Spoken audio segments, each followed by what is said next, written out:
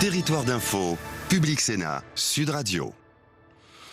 Bonjour à tous, bonne journée, nous sommes ensemble pendant une heure. Bienvenue dans la matinale de Public Sénat de Sud Radio avec la presse quotidienne régionale. Territoire d'info, c'est pendant une heure du direct. On trouvera notre invité politique à 8h aujourd'hui, c'est Jean-Louis Bourlange qui sera débriefé par nos éditorialistes. Dans un instant, le JT des territoires, suivi du débat des éditorialistes de la presse quotidienne régionale. Puis vous retrouverez le Zappélisé, le premier zapping politique de la journée. Mais tout de suite, c'est le JT des territoires dans un instant.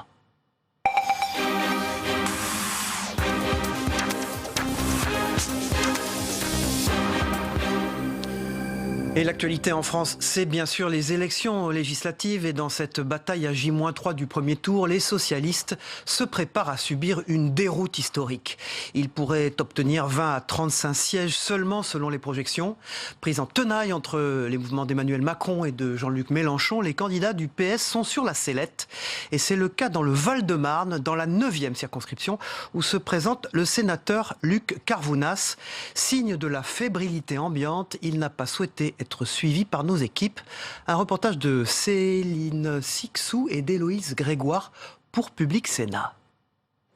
Une infirmière à l'Assemblée nationale qui connaît bien la vie, qui défendra tous les citoyens. Bernadette Hérault, la candidate LR, est ici en terre de mission. Dans la 9e circonscription du Val-de-Marne, on vote à gauche depuis 30 ans. Que vous savez pour qui vous allez voter? Je vais voter pour Jean-Luc Mélenchon. Vous allez voter pour Bernadette. Bah oui, d'accord. Mais bon, mon premier choix, c'était sur lui. Oui. Et bien maintenant, vous êtes peut-être très sympa. Oui. Je pense que je vais voter pour vous. Pour imprimer sa marque, depuis 8 mois, cette infirmière est sur le terrain à la rencontre des électeurs. J'entends des gens qui disent qu'ils vont voter En Marche, j'entends des gens qui disent qu'il va les plumer, j'entends des gens qui disent ah non, surtout pas En Marche, et j'entends des gens qui disent je voterai pour vous. Bataille des partis, guerre des affiches. Face à elle, Luc Carvounas, le candidat socialiste, ne souhaitait pas être suivi par une caméra pour rencontrer les électeurs. Le sénateur-maire de la circonscription était bien placé, mais après la débâcle du PS au présidentiel, les cartes sont rebattues. Et dans sa ville, à Alfortville, la candidate En Marche, Gaëlle Marceau, qui fait ses premiers pas en politique, est confiante. Je suis ravie de l'accueil qu'on a eu. Effectivement, on est vraiment juste à côté de la mairie. Et ce qui est bien, c'est que dans le discours qu'on peut avoir, même si les commerçants reconnaissent le travail du maire, ils sont prêts demain à faire confiance à une jeune femme de la société civile et alfortvillaise. Ce jour-là, elle brave la pluie pour rencontrer les commerçants avec un discours bien rodé. Je suis Gaëlle Marceau, j'habite à Alfortville et je me présente dans la 9e circonscription du Val-de-Marne. Je soutiens effectivement le commerce de proximité qui est vraiment très important à Alfortville. Vous savez que selon le statut, on n'a pas la même par exemple durée du congé maternité et demain il sera revalorisé sur le régime le plus haut. La candidate de 27 ans, issue de la société civile, aurait pu passer à côté de l'investiture. Mais finalement, à la dernière minute, le comité d'En Marche a choisi de la placer face à Luc Carvounas, qui n'a pas voulu rallier la majorité présidentielle. Madame Lachaud-Martine de la France Insoumise. L'autre candidate sérieuse, c'est elle. La candidate France Insoumise, Martine Lachaud, participe ce jour-là à un speed dating sur l'écologie. La voiture individuelle, c'est aussi quelque chose qui va prendre du temps. Et on est plutôt, il y a aussi la possibilité de donner des aides pour l'achat des véhicules électriques ou essayer de faire cette transition. Elle veut surfer sur la dynamique Jean-Luc Mélenchon et mettre fin au règne socialiste dans la circonscription. Jean-Luc Mélenchon a fait 31-30% sur notre circonscription. Ce serait un peu dommage de ne pas arriver à conforter ce résultat. Au total, ils sont 15 candidats à se présenter dans cette circonscription. Voilà, c'est Cécile Sixou et Héloïse Grégoire qui étaient à Alfortville. On part en Occitanie. Les salariés d'EAS, qui est l'un des plus gros employeurs industriels des Pyrénées-Orientales, ne veulent pas se retrouver au milieu de la campagne législative. Dans ce dossier, une enquête a été ouverte par le procureur de la République pour harcèlement moral envers les dirigeants de l'entreprise. Une procédure qui intervient en pleine campagne législative, alors même que le directeur général de la société basée à Perpignan, Romain Gros, est candidat pour la République En Marche. Hier, les salariés d'EAS ont tenu une conférence de presse. Ils refusent toute exploitation politique de la situation sociale de l'entreprise. On fait le point avec Anaïs Tourès pour TV Sud.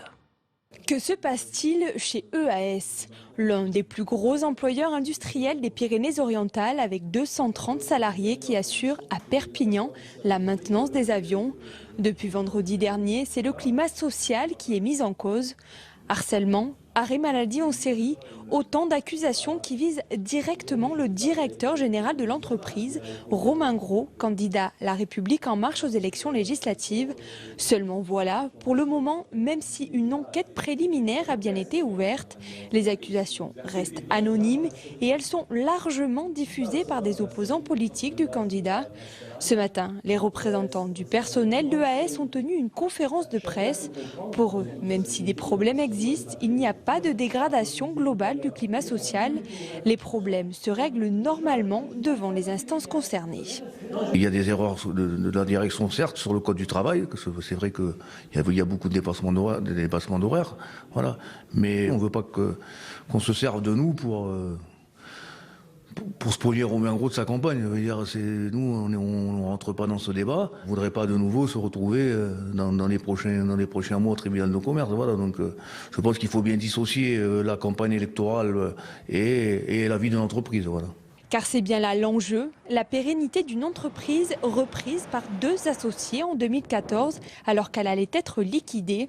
Romain Gros se dit stupéfait, il crie à la manipulation politique quelques jours avant le premier tour des législatives, des rumeurs qui selon lui pourraient avoir de graves conséquences. Le climat social, il est normal dans une entreprise de 230 salariés. Je vous rappelle qu'en 3 ans, il y a 2 litiges prud'homaux sur 230 salariés. Et que le taux d'accident du travail est passé de 5 à 3. Parce que nous faisons des efforts de tous les instants pour essayer d'améliorer les conditions de travail. Après, nous le faisons avec des moyens qui sont les moyens d'une entreprise en redressement. Donc une entreprise que nous tentons de redresser tous les jours. Affaire à suivre, la CGT demandait ce matin une réunion en préfecture pour mettre à plat la situation de l'EAS. Et dans l'actualité aussi, c'est Inouï, et oui c'est son nom, le nouveau train à grande vitesse de la SNCF. Inouï a relié pour la première fois hier Paris à Bordeaux. Il est arrivé en fin de matinée avec 4 minutes de retard.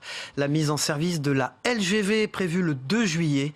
Étienne Merle et Julie Dos Santos ont suivi cette expérimentation pour TV7 en Gironde. Plus de 600 km en 2 heures et 8 minutes. Les 475 mètres de l'Inouï sont arrivés ce mercredi matin à Gare de Bordeaux à 11h44 pile. À son bord, aucun passager, seuls 2 hommes qui ont dû régler les derniers détails pour s'assurer que ce train à grande vitesse fonctionne parfaitement. On a une compression du temps par rapport à ce qu'on connaît habituellement. Entre Paris et Bordeaux, on avait nos habitudes et là, d'un seul coup, en 2 heures de temps, on arrive au terminus. Donc une nouvelle échelle à comprendre. 2,5 milliards d'euros vont être investis par la SNCF jusqu'en 2020, selon le Parisien aujourd'hui en France, pour cette nouvelle ligne haut de gamme qui ouvrira le 2 juillet prochain. Face à la concurrence des compagnies aériennes low cost, l'entreprise ferroviaire espère attirer 14 millions de passagers pour les 3 prochaines années. La direction a alors tenu à se féliciter de la réussite de ce trajet d'essai. C'était important pour faire des réglages techniques, pour vérifier que tout était prêt. Manifestement, ça l'est. C'est la première fois qu'en fait, on faisait un TGV de bout en bout de Paris-Montparnasse à Bordeaux. Il y a déjà plein de TGV qui ont roulé sur la ligne, mais pas de bout en bout. Donc c'était important de vérifier que tout fonctionne correctement, que les réglages techniques sont OK. Donc voilà, ça permet de vous dire aujourd'hui qu'on est prêt. Dans un peu moins d'1 mois, il y aura en moyenne 33,5 allers-retours quotidiens sur cette ligne entre Bordeaux et Paris, avec une promesse, une augmentation du tarif habituel qui ne dépassera pas les 10 €. On part pour Marseille maintenant, où des étudiants vont jouer les naufragés volontaires. Une expérience à vocation scientifique qui va durer entre 3 et 5 jours. 12 personnes vont se lancer dans l'aventure. Camille Bossart pour Provence Azur TV.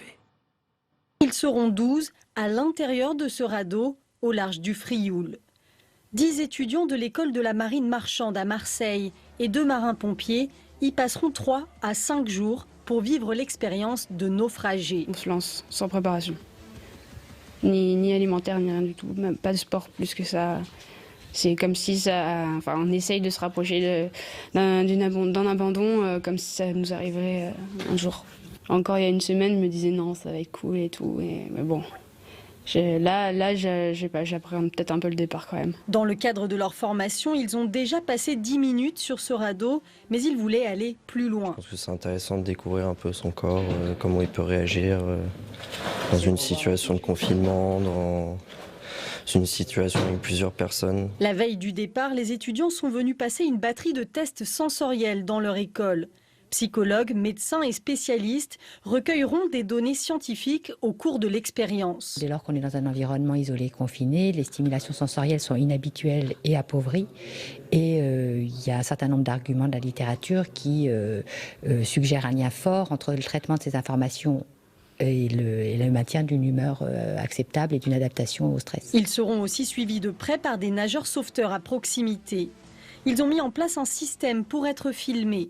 Au bout de 3 jours, l'équipe qui les suit décidera ou non de prolonger l'aventure selon leur état.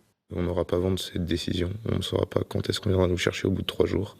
Donc il y aura un petit tournant psychologique à partir de ce moment-là, où on ne sait pas s'il nous reste 3 heures à tirer ou s'il reste encore 2 jours. L'équipe avait passé 8 heures sur un radeau de ce type en décembre dernier, au large de Carreau sur la Côte Bleue, et en avait déjà tiré quelques leçons.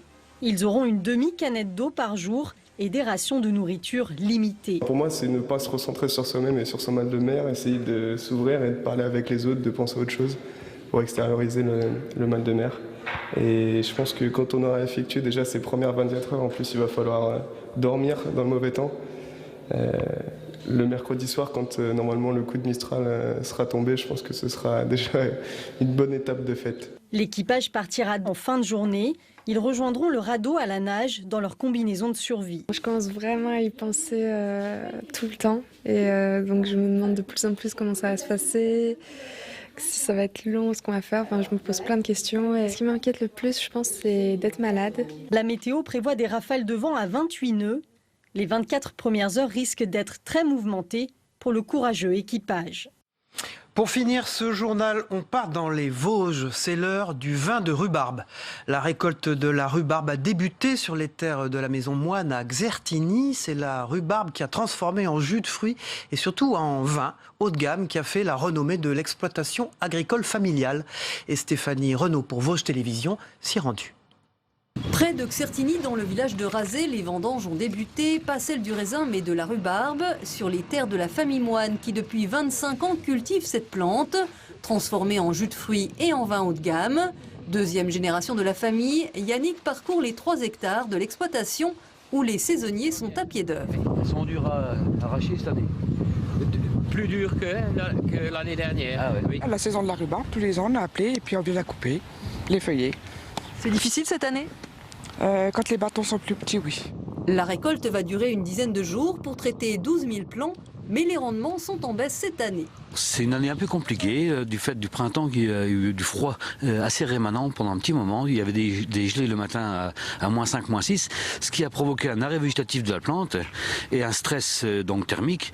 Et la rhubarbe ne s'est pas développée comme d'habitude, elle a poussé en plusieurs paliers et finalement il en manque à peu près 30% du rendement habituel. Moins de rendement, mais la qualité gustative des plants de rhubarbe Victoria, tel un cépage, cultivés sans traitement, seront bien au rendez-vous.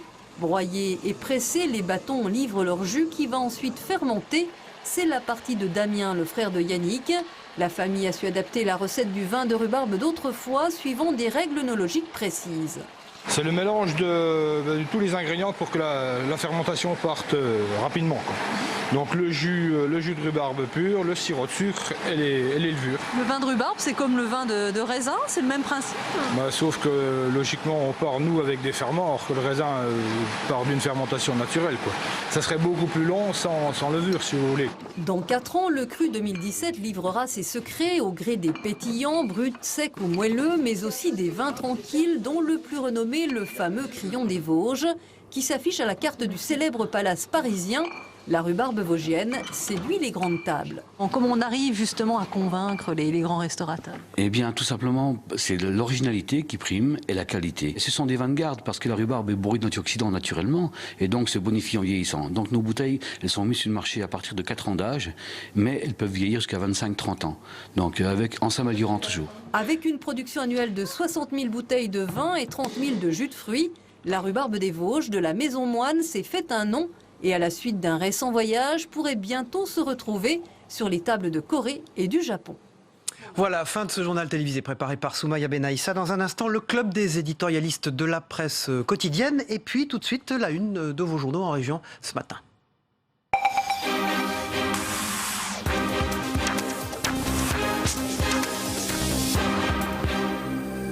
On commence les unes de la presse quotidienne régionale sur le sujet du terrorisme, bien sûr, avec le Républicain Lorrain, l'étrange dérive du djihadiste messin à propos du policier agressé devant Notre-Dame de Paris, bien sûr. Pour le Progrès, c'est la réorganisation en marche dans l'antiterrorisme. Ce sera d'ailleurs un des thèmes du débat du club des éditorialistes dans quelques minutes. Et puis, la presse quotidienne régionale, évidemment, s'intéresse de très près aux législatives avec les sondages, beaucoup de une de la PQR à J-3 qui donne En Marche, bien sûr, le mouvement d'Emmanuel Macron en tête nettement. Avec législatives, notre sondage pour la Dépêche, c'est l'enquête BVA La Dépêche, place la République En Marche nettement en tête des intentions de vote devant la droite et le FN, et c'est une analyse de la Dépêche du Midi aujourd'hui. Pour l'Indépendant de Perpignan, toujours dans la même région, En Marche fonce sur le Parlement tel un bulldozer. La République En Marche à 33% en Occitanie au premier tour, selon le sondage de l'Indépendant. Pour l'Écho de Haute-Vienne législative, le moutonisme En Marche, sondage dans la région également des Hautes-Vienne. Et puis pour la Provence, eh bien c'est la 4e circonscription des Bouches-du-Rhône dont on parle. Législative J-3, c'est Marseille fait fureur. La bataille de Marseille a débuté entre Jean-Luc Mélenchon et Patrick Mennucci et elle laissera des traces, dit la Provence ce matin. Pour le Télégramme, c'est toujours les législatives. Pourquoi tant de petits candidats? Cette année encore, de nombreux candidats de toutes petites structures se présentent aux législatives. Cette multiplicité permet à chacun de défendre ses idées, mais elle est aussi liée à des enjeux financiers. On en a parlé d'ailleurs avant-hier dans le débat. Courrier Picard, l'emploi aussi à la une de vos journaux. De Cailleux veut Whirlpool, l'industriel de boîtes aux lettres, est candidat à la reprise du site d'Amiens et garderait, affirme Courrier Picard, 2/3 des emplois dans le Courrier Picard aujourd'hui. Amiens. Pour l'Union de Reims, au moins 300 emplois à sauver. Plusieurs entreprises de la région voient leurs effectifs menacés. La réforme du Code du travail changera-t-elle la donne? C'est une enquête en page 4 de l'Union. Pour la Voix du Nord, divers une d'ailleurs, des filières sous tension dans toutes les universités de la région, tirées au sort pour s'inscrire en fac. Et c'est la Voix du Nord qui titre ça aujourd'hui. Pour Var-Martin, c'est le Var qui est déjà en alerte avec des violents feux de forêt hier à Ramatuelle. Et c'est le premier incendie d'une saison à peine entamée qui a suscité l'inquiétude à Ramatuelle. Au moins 8 hectares déjà accidentellement brûlés. Soyez vigilants avec des recommandations dans Var-Martin aujourd'hui. Le Grand Toulon. Et puis pour le Petit Bleu d'Agen, c'est le tourisme. Destination Agen en ordre de bataille. L'Office du tourisme Destination Agen a présenté hier aux commerçants sa stratégie pour cette saison estivale. Nouvelle boutique, formule liant activité culturelle et shopping, visite guidée, logo pour les familles, quelques premiers éléments sur ce qui attend les visiteurs du côté d'Agen pour le Petit Bleu d'Agen aujourd'hui dans la presse quotidienne régionale. Voilà, j'accueille ce matin Olivier Auguste de l'Opinion. Bonjour. Bonjour Olivier, merci d'être venu sur ce plateau nous parler des élections législatives. On va en parler avec vous dans un instant. Michel Urvois, le directeur éditorial de Ouest France. Bonjour Michel, bonjour, merci Cyril d'être avec nous. Et Jefferson des Sports de Sud-Ouest. Bonjour Jefferson, bonjour, merci d'être avec nous ce matin. L'Élysée a levé hier le voile sous l'impulsion d'Emmanuel Macron sur la création d'un centre national du contre-terrorisme, avec la nomination aussi à la tête des 2 grands services de renseignement, la DGSE et la DGSI, et puis une nouvelle loi présentée le 21 juin pour prendre le relais de l'état d'urgence. Promesse de campagne évidemment de celui qui était alors le candidat Macron, Michel Urvois, mais aussi une annonce qui intervient au lendemain d'une attaque évidemment au marteau contre un policier par un homme se réclamant de Daesh sur le parvis de Notre-Dame, et bien sûr l'attaque terroriste de Londres. 8 morts, dont 3 Français, je rappelle. Alors l'objectif à atteindre, c'est quoi? L'efficacité absolue et vite?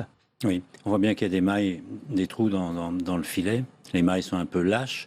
On voit bien qu'on est dans des zones grises, il n'y a pas de frontière entre l'étranger et l'intérieur, entre les ministères eux-mêmes, la sécurité et la défense. On voit bien qu'on est face à des flux de personnes, d'argent, de matériel, d'informations, de données, et que par conséquent, pour appréhender tout ça et limiter les risques, il faut de la coordination.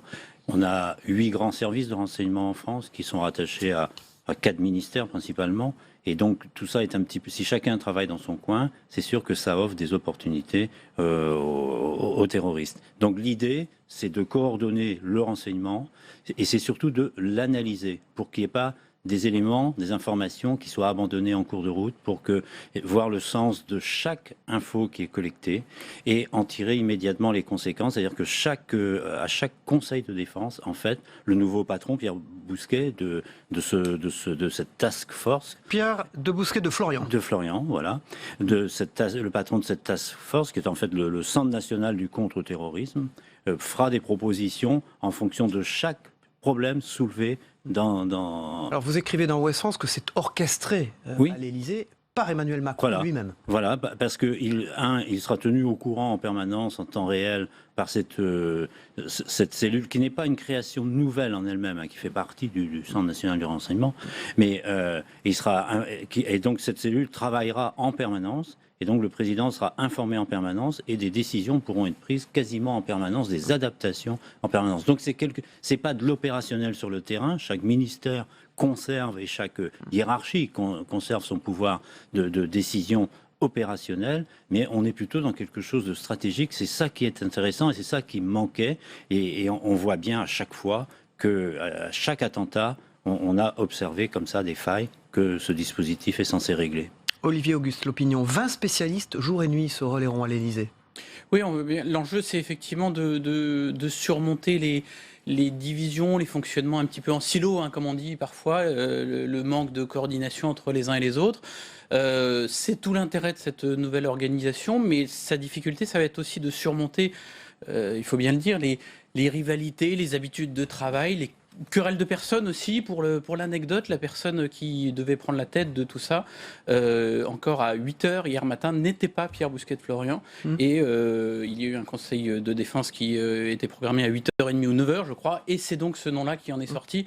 Donc ça illustre bien que jusqu'au bout, chaque parti, chaque service de renseignement, etc., essayait de peser à la fois sur le périmètre, le champ d'action de cette nouvelle tâche forte, qu'ils ont beaucoup et sur le nom de la personne qui se... Ils ont beaucoup veillé à la capacité de ces personnes, enfin les chefs les nouveaux chefs des services, à travailler ensemble, justement. Jefferson Desport, est-ce qu'Emmanuel Macron ne se met pas un petit peu en danger en devenant comme ça le super patron, en fait? En fait, il ne faut pas que cette cellule, cette task force soit trop près de lui, parce que si jamais il y a un autre attentat, elle l'y est. Mais l'idée, c'est quand même de fluidifier l'information. On n'a pas parlé de coordination, mais surtout de fluidifier l'information. On sait que sur les événements précédents, il y a pu y avoir des failles, l'information n'a pas forcément bien circulé. L'idée, c'est de mettre tout ça en commun au niveau de cette cellule qui est directement rattachée au chef de l'État. Maintenant, ce n'est pas de l'opérationnel.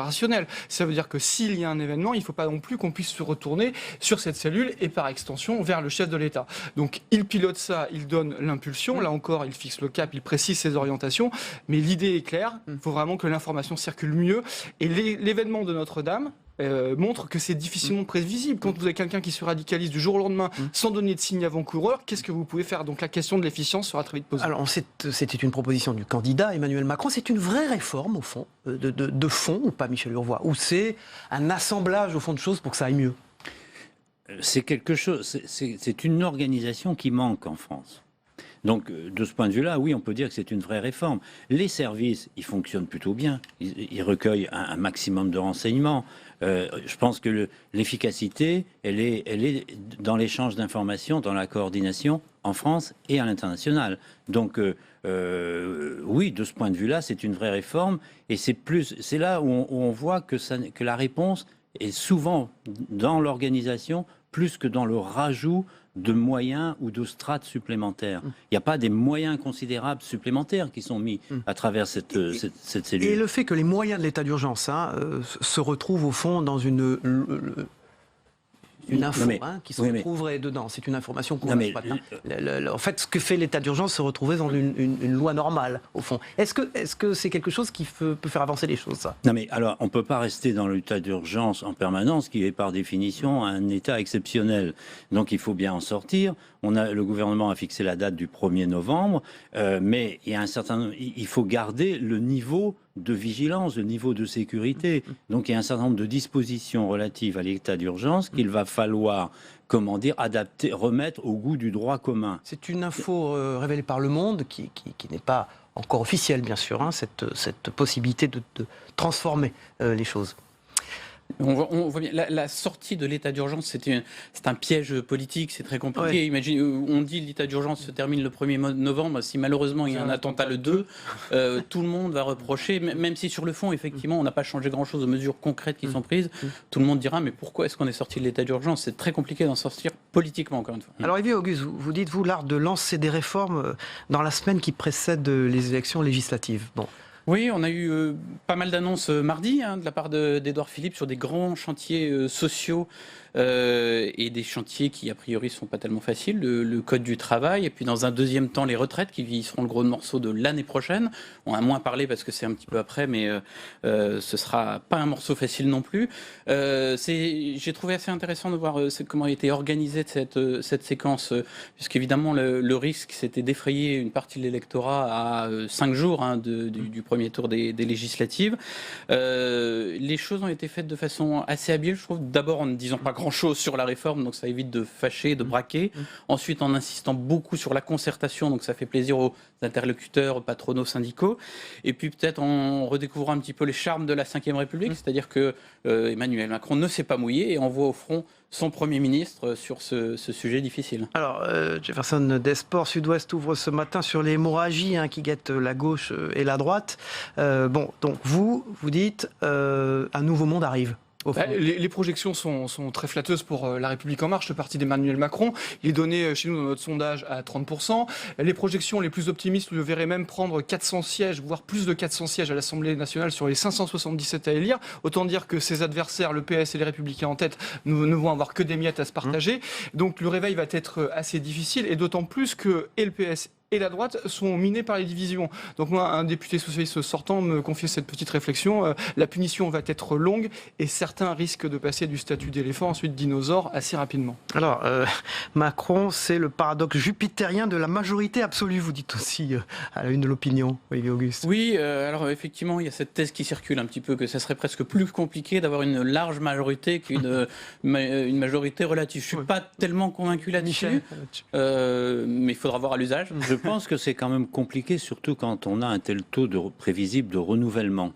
Donc, parce que le Parlement, c'est un certain fonctionnement, c'est des codes, c'est des manières de fabriquer la loi qui ne sont pas forcément... Donc tant que les choses vont bien, c'est assez facile. Le jour où vont apparaître les premières difficultés, je pense que ça va être compliqué. Jefferson Desports, dans Sud-Ouest, les points chauds du sondage législatif dans le Sud-Ouest, justement, avec 3 cas. Alors, trois informations à vous donner. On publie toute la semaine des points chauds sur les circonscriptions emblématiques. Pour vous dire, Olivier Falorni, le député d'hiver gauche de Charente-Maritime à La Rochelle, qui avait battu Ségolène Royal en 2012, est plutôt bien parti pour se faire réélire. Il est crédité de 34% ce matin au premier tour. Il devance la candidate d'En Marche, Madame Ferreira. Dans cette hypothèse d'un deuxième tour comme ça, il serait réélu avec 55% des voix. Donc ça, c'est une première information.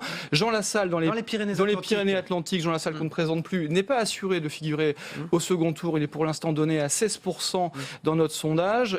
C'est pas dit qu'il aille au second tour. Donc, et dans les Landes, fief socialiste, s'il en est, Geneviève... celui d'Henri Emmanueli. Exactement. Geneviève Darrieussecq, sur la circonscription qui était la maire modem de Mont-de-Marsan, qui est en campagne sous La République En Marche, est largement favorite. Elle est créditée de 43% dès le premier tour. La circonscription des Landes, c'est à surveiller de très près. Il y avait 3 députés sortants, 3 députés socialistes. C'est pas dit qu'il y ait un socialiste à l'arrivée 5 ans plus tard, donc dans quelques jours. Merci Jefferson Desports de Sud-Ouest, Olivier Auguste de l'Opinion, on vous retrouve tout à l'heure. Merci Michel Urvois, directeur éditorial de Ouest France. On passe à la météo, le temps qu'il fait en France aujourd'hui et aussi dans les départements et territoires d'outre-mer. On regarde ensemble. La météo vous est présentée par Terroléo Pro, avec le concours de l'Assemblée des départements de France.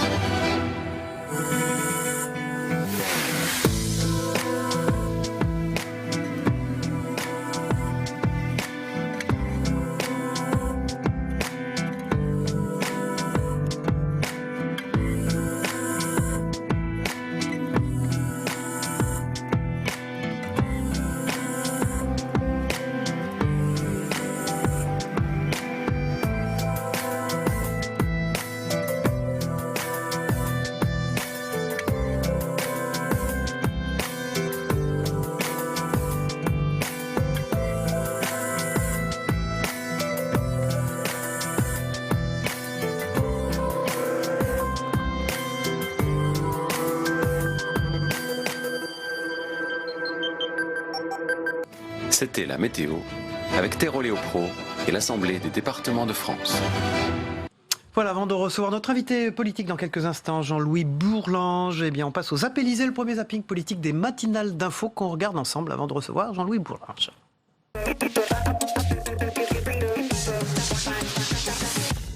Le prélèvement à la source, une réforme très complexe, difficile à mettre en œuvre rapidement. Le gouvernement reporte donc le chantier d'1 an. On doit prendre le temps de la concertation, éviter la précipitation et écouter surtout les entreprises. Donc ça sera bien mis en place. Ce sera mis en place au 1er janvier 2019. On veut faire un certain nombre de tests de juillet jusqu'à septembre avec des entreprises volontaires. On veut faire un audit pour vérifier que le dispositif fonctionne totalement. Avec sa propre décision, il triche pour reporter d'1 an le prélèvement à la source pour mieux tromper les gens dès le 30 janvier. Le reporter d'1 an permet au gouvernement de ménager les contribuables au moment où plusieurs mesures promises par Emmanuel Macron vont être mises en place, et notamment celle de la suppression des cotisations chômage et maladie pour les salariés. L'impact sera plus visible sur la fiche de paye. Une fuite de plus, c'était ce matin dans Libération, que j'ai ici. Révélation sur la réforme du Code du travail mise en chantier par le gouvernement. Le quotidien détaille certaines pistes sur lesquelles l'exécutif se pencherait. Des mesures bien plus libérales qu'annoncées. Il est question de pouvoir négocier au sein d'une entreprise les motifs acceptables pour un licenciement, le montant des indemnités. Il y avait une vraie volonté de discuter, jusque maintenant c'est le cas. J'espère que c'est encore le cas, mais il va falloir que le gouvernement s'explique d'une manière ou d'une autre, mais ça c'est pas acceptable. Est-ce que les conditions de rupture du contrat de travail pourraient être différentes d'une entreprise à l'autre? Alors, mon souci, si je vous réponds, même si ça vous rassurait, c'est qu'après ils vont dire et telle question, et telle question, et telle question. Au fond, ils ont déjà décidé tout ce qu'ils veulent faire. Et la question, c'est comment ils vont faire passer la sauce. La seule chose qui valent, c'est pas la peine de tourner autour du pot, c'est le programme de travail qu'on a remis avec les partenaires sociaux et toutes les concertations qu'on a avec eux. Tout autre document arrivant à n'importe quel moment, et je suis sûr qu'il y en aura d'autres qui arriveront de je ne sais pas quelle source, pour moi, j'ai même pas envie de les commenter, ça n'a pas d'intérêt. C'est un massacre social, je pense pas que les Français réalisent ce qui est en train de se produire. C'est le salarié Kleenex. Il y a dans les informations de presse qui ont été diffusées un certain nombre de sujets que nous portons et nous voterons, nous accompagnerons tout ce qui va dans l'intérêt de l'entreprise, de l'intérêt de l'économie et de l'intérêt d'un positionnement de la France à équité avec l'Europe. Les Républicains, d'ores et déjà, ils vous disent « Ah, cette loi El Khomri puissance 1000, c'est merveilleux, on va la voter ». C'est le programme commun, en quelque sorte, En Marche, les Républicains. Il ne faut pas faire de l'obstruction, il ne faut pas essayer de faire échouer Macron. Qui a intérêt à l'échec d'Emmanuel Macron? L'extrémisme, de gauche ou de droite? Il y a en effet 3 décès et 8 blessés du côté français. C'est un lourd tribut que nous payons dans ces attentats. Et je veux ici avoir une pensée pour l'ensemble des victimes et de leurs familles. Est-ce que vous voterez la confiance au gouvernement? Tout dépend du discours de politique générale du Premier ministre.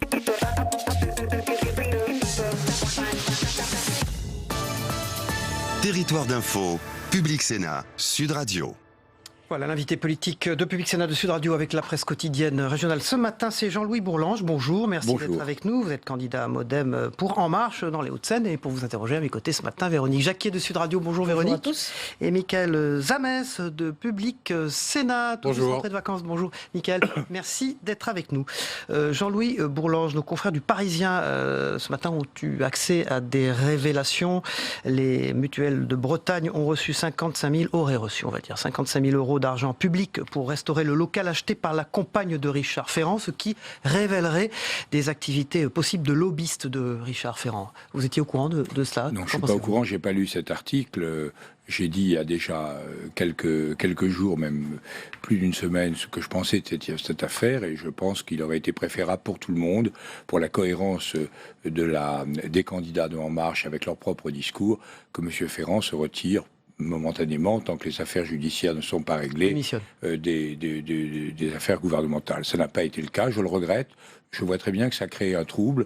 Il faut non plus pas en exagérer l'importance. Les enjeux qui sont sur la table sont d'une toute autre nature. Oui, mais donc ça continue si on vous entend, et sur le terrain, peut-être, on vous en parle, ça peut aussi vous poser problème pour les élections législatives? Je ne sais pas si ça continue, si on m'entend, comme vous dites, ça continue si on lit vos confrères. Votre confrère, le Parisien, apparemment, je pense que, je ne sais pas, je pense pas que ça posera un problème grave pour les législatives, mais je pense que ça pose un problème de cohérence entre la nature de notre discours et la complaisance à l'égard d'un comportement. Alors je comprends très bien ce qui s'est passé. Monsieur Ferrand, qui est un homme remarquable, a joué un rôle absolument essentiel dans la mise en place d'En Marche, et il y a quelque chose d'un peu troublant à l'idée de lui demander un sacrifice. Mais je pense que à sa place, je crois que je l'aurais fait moi-même. Jean-Louis Bourlanges, vous parlez de cohérence. François Bayrou a présenté la loi pour redonner aux Français confiance en la vie politique. Oui. Est-ce que là, le cas Ferrand n'existerait plus grâce à cette loi? On a l'impression quand même qu'elle n'est pas efficace de ce côté-là. Parce que là, ce qui est pointé directement, c'est quand même les activités de lobbyiste de Richard Ferrand. C'est absolument exact. Mais la loi vaut, comme l'a dit très bien le Premier ministre, la loi vaut pour l'avenir. Le Premier ministre a dit qu'il était très sensible à l'exaspération des Français, comme moi, comme vous tous, comme nous tous. Et je pense que M. Ferrand aurait dû en tirer les conséquences. Je ne peux pas vous dire rien d'autre. On ne va pas modifier l'avenir de la France parce que un membre du gouvernement estime nécessaire de se maintenir au gouvernement alors qu'il est effectivement dans une situation délicate et qui est très préjudiciable pour son camp. Un autre sujet, si vous voulez bien, Jean-Louis Bourlanges.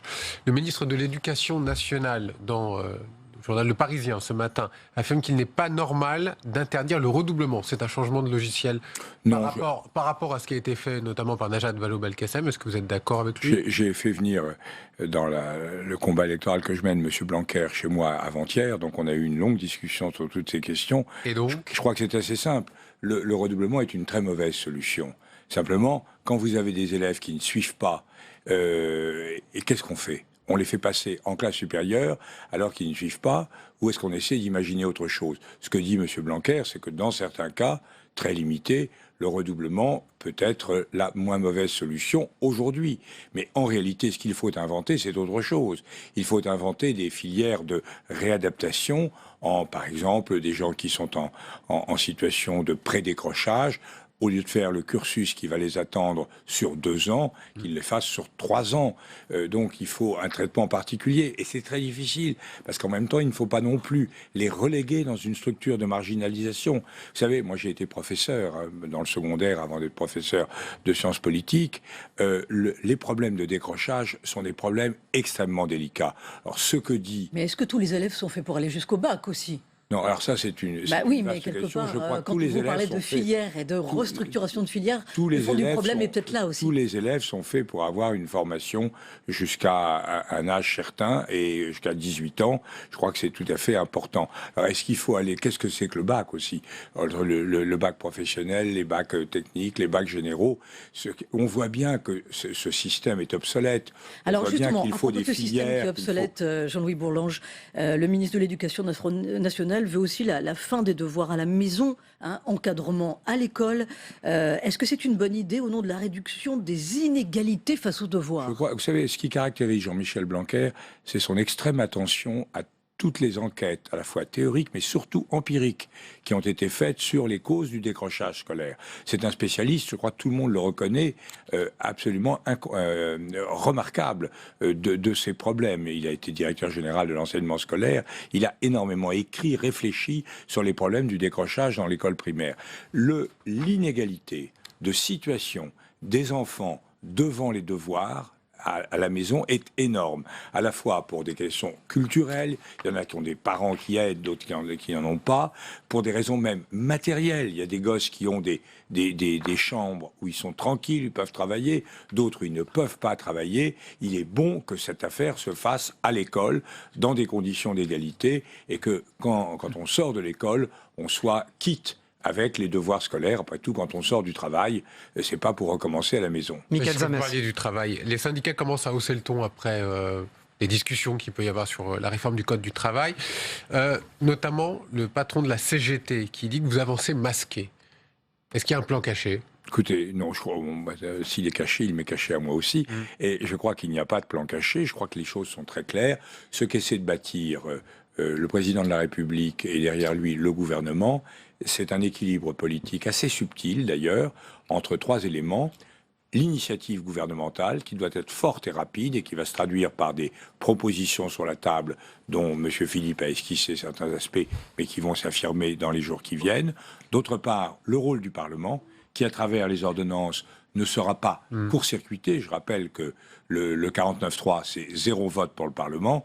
Les ordonnances, c'est 2 votes pour le Parlement. François Bayrou, vous êtes plutôt proche, dit que les ordonnances n'étaient pas vraiment pour pendant la campagne. Et vous me posez la question. Oui, moi, je vous relance. J'ai discuté de ça avec François Bayrou. J'ai très bien compris d'ailleurs ses réserves et ses objections. Malgré ce que vous dites, bien des parlementaires ont quand même le sentiment qu'ils vont être mis devant le fait accompli quand même. Écoutez, ça dépend. Puisqu'on va leur demander de valider des choses qui vont être ensuite ficelées par la suite. On va voir d'abord. Non, mais ça dépend ce qu'on met sur la table. On va voir ce que sont les lois d'habilitation.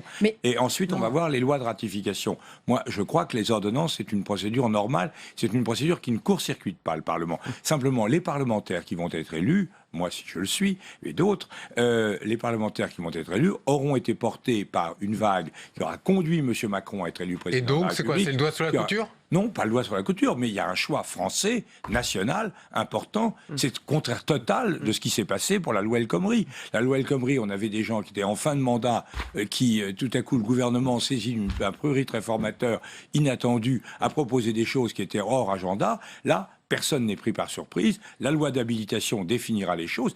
Et j'ajoute une chose. Mais sur la méthode, quand même. Non, mais sur la méthode, est-ce que c'est pas la fin des syndicats? J'aime bien répondre aux questions qu'on me pose, mais poser une question sur les syndicats. Je crois que ce qui caractérise cette méthode, c'est qu'elle permet au contraire un dialogue très approfondi avec les syndicats. C'est un jeu à 3. Et j'ai tendance à dire qu'entre l'habilitation et la ratification, les syndicats et le gouvernement pourront dire, comme les gens qui s'aiment, enfin seuls. Jean-Louis Bourlange est notre invité ce matin. Jean-Louis Bourlange dans Le Parisien. Gérard Larcher met en garde contre une trop large victoire d'Emmanuel Macron qui priverait d'une véritable opposition. Il dit la colère viendra de la rue à ce moment-là. Et vite, dit-il. Est-ce que c'est un vrai risque ? Écoutez, le problème, c'est que les oppositions, à gauche et à droite, n'ont rien à dire. À gauche, on voit bien que le Parti socialiste est totalement aux abonnés absents et qu'à l'extrême gauche, on n'a pas une alternative. On a une menace de troisième tour social. Donc c'est pas une alternative. Je comprends très bien la préoccupation du président du Sénat. À droite, c'est la même chose. Moi, je me sens très très proche de ceux qu'on appelle à LR les constructivistes ou à l'UDI. Je me sens très très proche. Dans ma circonscription, il y a des maires, etc., enfin un maire au moins, qui se sent tout à fait en phase idéologiquement avec moi, mais il est ailleurs. Et en même temps, on voit bien qu'il y a une partie des gens qui refusent complètement et qui ne proposent rien. Donc le problème, c'est le vide idéologique et politique des oppositions. C'est ça la grande raison. Et le danger, c'est pas un Emmanuel Macron qui va se montrer tout puissant et très autoritaire? Écoutez, il a la puissance que lui donnent les institutions. L'autorité, je crois que la France a besoin d'un retour d'autorité. Je crois que les 5 ans... Et vous ne craignez pas un troisième tour social? C'est-à-dire quand Gérard Larcher dit, attention, dans 6 mois, les gens sont dans la rue? D'abord, sur le Parlement, je crois effectivement que les parlementaires doivent être des gens libres. Moi, personnellement, je ne suis pas inquiet pour moi. J'ai toujours été libre. Je le serai loyal, certes, mais toujours propositionnel, critique quand il le faut, exigeant et scrupuleux sur le contrôle, et toujours libre. Je crois que ça sera comme ça. Il faudra qu'il y ait des sensibilités qui se retrouvent à l'intérieur de la majorité. Il y a une question de vertu républicaine. Il faut que les parlementaires ne soient pas des bénis oui-oui, soient des interlocuteurs loyaux et constructifs, mais exigeants du Parlement. Quant au troisième tour social, bien sûr, il y a toutes les chances, les meilleures chances sont du côté de la réforme. Les Français comprennent de mieux en mieux que ce pays a besoin de changements et ils sont prêts à les accepter à la condition que ces changements soient justes, mais le président est tout à fait hostile à une méthode autoritaire, en force, etc., brutale. Donc, on engage le dialogue, mais on voit bien d'où on vient. Quand même, les difficultés des 20 dernières années à faire passer des réformes qui parfois étaient des réformes de plein bon sens. La loi El Khomri, c'était pas idéal, mais c'était quand même pas la mer à boire. La réforme sur la retraite qu'a fait passer M. Sarkozy, c'était une réforme de bon sens. Et ça a été extrêmement dur. Donc on voit bien que le corps social, les syndicats ont du mal. Donc il faut inventer une méthode nouvelle. La France doit se réformer. Vous parlez de nouveautés, vous parlez de corps social. Sur le corps politique, par exemple, quand on regarde le profil des candidats En Marche, un tiers sont des néophytes en politique. Les 2 tiers ne sont donc pas des néophytes. On a un corps composé d'enseignants, d'avocats. 2 seulement sont des ouvriers. Est-ce que quand même, là, vous parlez de renouvellement? On a l'impression que les gens ont balayé un système et on ne se retrouve pas avec le même système, mais qui a changé de visage. Je crois. D'abord, moi, ça me fait plaisir que vous disiez ça, parce que moi, généralement, on m'accuse d'être un vieux jeton qui représente... Oui, vous avez eu 4 mandats européens. J'apporterai une nuance d'expérience, une expérience un peu décalée de député européen, mais je crois que le Parlement européen a innové sur bien des points et ça peut être très utile pour les 2 assemblées, j'en suis convaincu.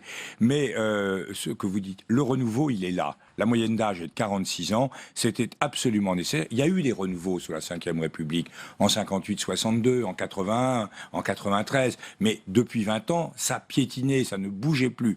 Là, on va avoir une vague de renouveau, de rajeunissement. On va avoir une entrée de gens qui ne faisaient pas de politique, des gens issus de la société civile. Alors, on peut discuter, ce concept est un petit peu vaseux sur le plan scientifique, mais enfin, il est réel. On va avoir des gens qui sont issus du monde de l'entreprise, comme on n'en a jamais eu. Donc ça va être quelque chose de tout à fait nouveau. Je crois que là, il y a vraiment des éléments centraux. Simplement, il faut bien que tout le monde soit représenté et toutes les classes d'âge seront représentées et il faudra trouver un équilibre. Le problème, ça va être de trouver que chacun trouve sa place dans un système qu'ils ne connaissent pas. Mais c'est très simple. Vous ne pouvez pas à la fois avoir le changement, l'audace du changement et la sécurité absolue que donne l'expérience. Il faut effectivement, là, c'est le choix du changement, c'est le choix du risque, c'est le choix de quelque chose de nouveau. Et je pense que vraiment, on a besoin de respirer dans ce pays. Vous avez parlé du Parlement européen, il se passe des choses aussi aux États-Unis. Jean-Louis Bourlanges, Donald Trump peut être en grande difficulté. Le directeur du FBI va témoigner devant le Congrès aujourd'hui en cause des pressions qu'aurait exercé le président des États-Unis pour lui faire stopper une enquête sur l'un de ses très proches accusé d'être lié à la Russie. Qu'est-ce que vous pensez de cette affaire d'ingérence russe? Je pense, comme avait dit Georges Pompidou dans une autre affaire, il est clair que cette affaire est trouble. Je veux dire par là qu'il est clair que les Russes ont joué un rôle extrêmement particulier dans la campagne présidentielle américaine. Il ne semble pas que l'entourage de M. Trump ait été totalement indemne de liaisons, sinon interdites, du moins dangereuses. Donc, et quand on sait le scrupule des Américains, leur volonté de respecter la règle de droit, de respecter les principes, je crois qu'on est engagé effectivement dans une mise en cause procédurale extrêmement tatillonne de la présidence Trump qui va durer très très longtemps. Je n'en suis pas surpris. Je pense que ça s'ajoute aux immenses difficultés de Trump. Ce que révèle Trump, c'est que quand vous faites un changement à base populiste, sans avoir réfléchi, vous êtes dans l'embarras le plus complet quand vous devez passer aux actes. Merci. Ce n'est pas le cas de M. Macron. Jean-Louis Bourlanges, vous êtes candidat MoDem dans les Hauts-de-Seine. Oui, on va découvrir... République En Marche est notre étiquette commune. Effectivement, sur une... Bien sûr, on le voit à l'antenne d'ailleurs, la 12e circonscription dans une référence centriste. Des Hauts-de-Seine, et on voit d'ailleurs les candidats qui sont également dans cette circonscription. Que je salue. Que vous saluez, très bien. Esprit républicain. Merci Jean-Louis Bourlanges. On passe au débrief de vos propos dans un instant. Merci.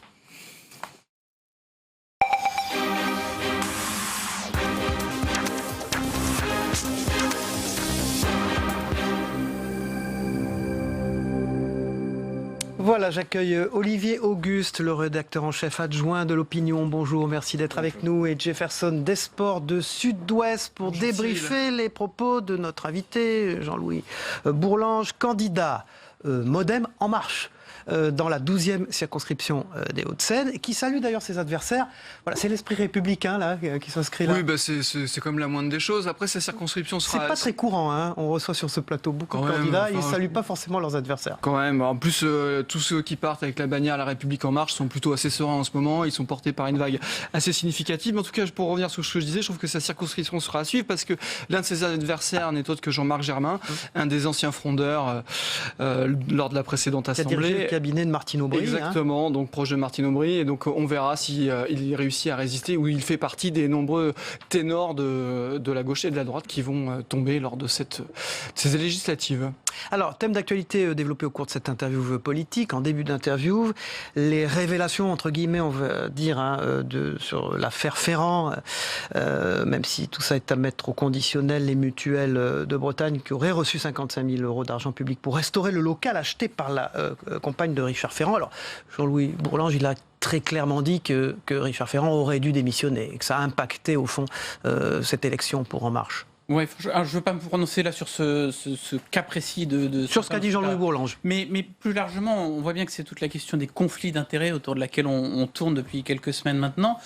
Il va falloir qu'on la creuse une bonne fois pour toutes, cette question, surtout si on a une arrivée massive de représentants de ce qu'on appelle la société civile dans l'hémicycle, notamment avec les élus de la République. Vous voulez dire ils ont eu une vie dans les affaires avant? Mais ils avec ont eu des une possibilités vie, ils ont pu être, d'avoir été peut-être inquiétés. jusqu'à aujourd'hui commerçants, petits patrons, Ils ont une vie tout court. Agriculture, ils ont une vie tout court. Et vous voulez dire donc, ils ont fait faillite, ils ont eu des problèmes d'URSSAF, oui, ils ont eu des problèmes de la vie quotidienne d'un chef d'entreprise. Des intérêts d'un commerçant. Sens où effectivement ils ont eu une autre vie que la politique avant. Mais simplement, moi ce qui me paraît un tout petit peu curieux, c'est que on fait comme si quand on était politique de carrière entre guillemets pendant 20 ou 30 ans, ou comme si quand on était fonctionnaire avant d'être élu, on avait en tant que tel aucun intérêt non plus que seuls les représentants du privé pouvaient avoir une position influencée ou influençable sur... Évidemment, un agriculteur, quand on va voter une loi sur l'agriculture, va avoir un point de vue qui, à la fois sera peut-être un peu orienté, et en même temps sera on le fait venir presque pour ça. Donc voilà, il faut savoir ce qu'on veut à un moment, et je pense que c'est finalement assez difficile à résoudre cette notion ou à surmonter cette notion de conflit d'intérêts. Je pense que la seule vraie solution, c'est la transparence, c'est-à-dire qu'il faut que les électeurs sachent les choses, et après, à eux de dire si leur élu s'est comporté correctement ou pas. Mais pour aller au-delà de ce que dit Olivier, le cas Ferrand, c'est surtout une affaire de symbole, parce que pour l'instant, dans les sondages, ça ne se traduit absolument pas par un quelconque reflux de la vague annoncée de la République En Marche. Donc pour l'instant, ça n'impacte pas. Sur le plan du symbole, maintenant, il n'est pas mis en examen. Donc la ligne rouge, c'est celle-ci. Tant qu'il n'est pas mis en examen, il peut rester au gouvernement. Maintenant, est-ce qu'il doit démissionner? Est-ce qu'il aurait dû partir? Chacun peut aussi juger à l'aune de ce qu'il a déjà vécu. Voilà, on peut aussi faire confiance à la justice dans cette affaire. Une enquête préliminaire est ouverte. Il y a encore des révélations. On verra jusqu'où il peut tenir.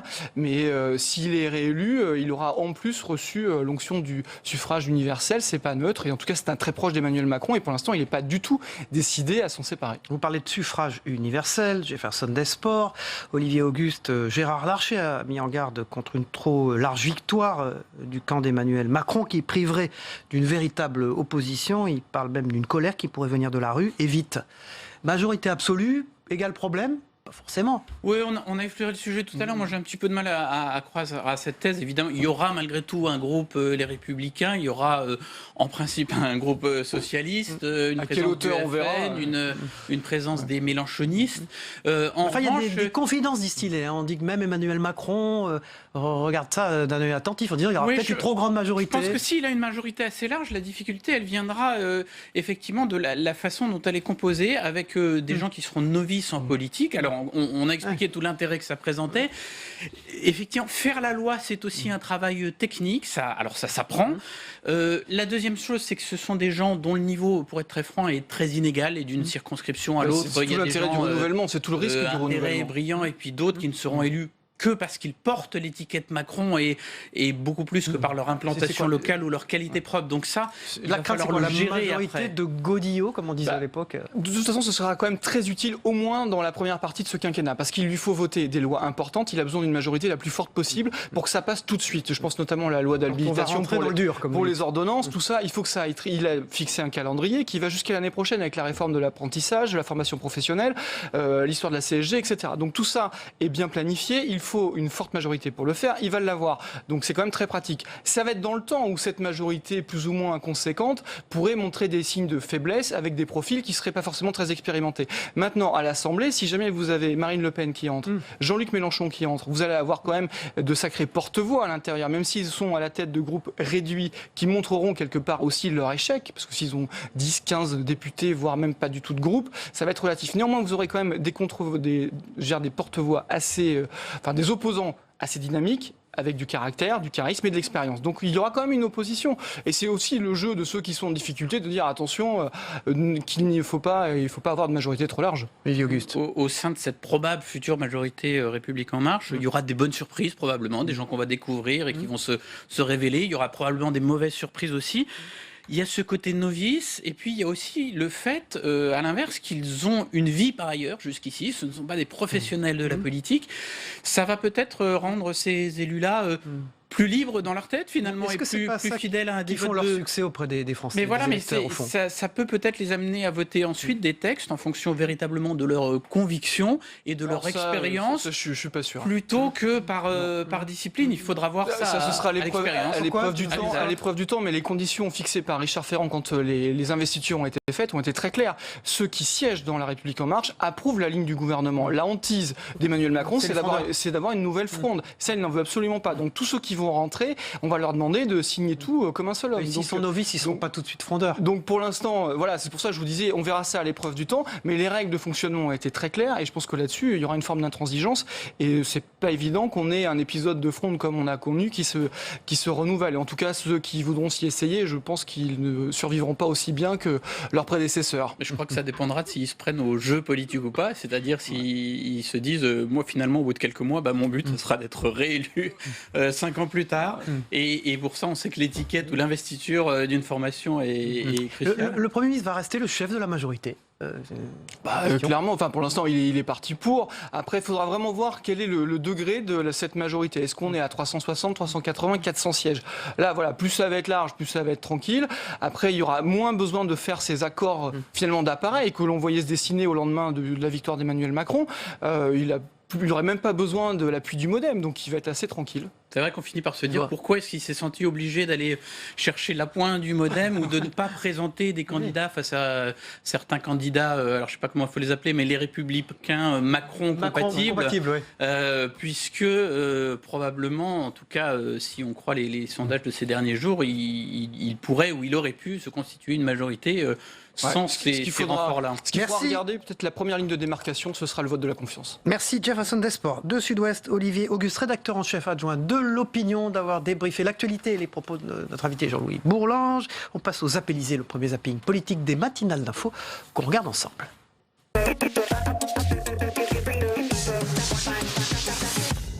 Le prélèvement à la source, une réforme très complexe, difficile à mettre en œuvre rapidement. Le gouvernement reporte donc le chantier d'1 an. On doit prendre le temps de la concertation, éviter la précipitation et écouter surtout les entreprises. Donc ça sera bien mis en place. Ce sera mis en place au 1er janvier 2019. On veut faire un certain nombre de tests de juillet jusqu'à septembre avec des entreprises volontaires. On veut faire un audit pour vérifier que le dispositif fonctionne totalement. Avec sa propre décision, il triche pour reporter d'1 an le prélèvement à la source pour mieux tromper les gens dès le 30 janvier. Le reporter d'1 an permet au gouvernement de ménager les contribuables au moment où plusieurs mesures promises par Emmanuel Macron vont être mises en place, et notamment celle de la suppression des cotisations chômage et maladie pour les salariés. L'impact sera plus visible sur la fiche de paye. Une fuite de plus, c'était ce matin dans Libération, que j'ai ici. Révélation sur la réforme du Code du travail mise en chantier par le gouvernement. Le quotidien détaille certaines pistes sur lesquelles l'exécutif se pencherait. Des mesures bien plus libérales qu'annoncées. Il est question de pouvoir négocier au sein d'une entreprise les motifs acceptables pour un licenciement, le montant des indemnités. Il y avait une vraie volonté de discuter, jusque maintenant c'est le cas. J'espère que c'est encore le cas, mais il va falloir que le gouvernement s'explique d'une manière ou d'une autre, mais ça c'est pas acceptable. Est-ce que les conditions de rupture du contrat de travail pourraient être différentes d'une entreprise à l'autre? Alors, mon souci, si je vous réponds, même si ça vous rassurait, c'est qu'après ils vont dire et telle question, et telle question, et telle question. Au fond, ils ont déjà décidé tout ce qu'ils veulent faire. Et la question, c'est comment ils vont faire passer la sauce. La seule chose qui valent, c'est pas la peine de tourner autour du pot, c'est le programme de travail qu'on a remis avec les partenaires sociaux et toutes les concertations qu'on a avec eux. Tout autre document arrivant à n'importe quel moment, et je suis sûr qu'il y en aura d'autres qui arriveront de je ne sais pas quelle source, pour moi, j'ai même pas envie de les commenter, ça n'a pas d'intérêt. C'est un massacre social. Je pense pas que les Français réalisent ce qui est en train de se produire. C'est le salarié Kleenex. Il y a dans les informations de presse qui ont été diffusées un certain nombre de sujets que nous portons et nous voterons, nous accompagnerons tout ce qui va dans l'intérêt de l'entreprise, de l'intérêt de l'économie et de l'intérêt d'un positionnement de la France à équité avec le report. Les Républicains, d'ores et déjà, ils vous disent « Ah, cette loi El Khomri puissance 1000, c'est merveilleux, on va la voter ». C'est le programme commun, en quelque sorte, En Marche, les Républicains. Il ne faut pas faire de l'obstruction. Il ne faut pas essayer de faire échouer Macron. Qui a intérêt à l'échec d'Emmanuel Macron? L'extrémisme, de gauche ou de droite? Il y a en effet 3 décès et 8 blessés du côté français. C'est un lourd tribut que nous payons dans ces attentats. Et je veux ici avoir une pensée pour l'ensemble des victimes et de leurs familles. Est-ce que vous voterez la confiance au gouvernement? Tout dépend du discours de politique générale du Premier ministre.